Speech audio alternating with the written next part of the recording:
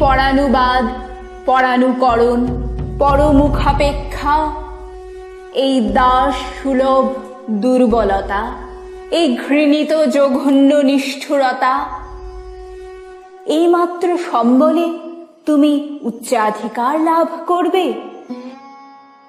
এই লজ্জাকর কাপুরুষতা সহায়ে তুমি বীরভোগ্যা স্বাধীনতা লাভ করবে? হে ভারত, ভুলিও না তোমার নারী জাতির আদর্শ সীতা, সাবিত্রী, দময়ন্তী। ভুলিও না তোমার উপাস্য উমানাথ, সর্বত্যাগী শঙ্কর।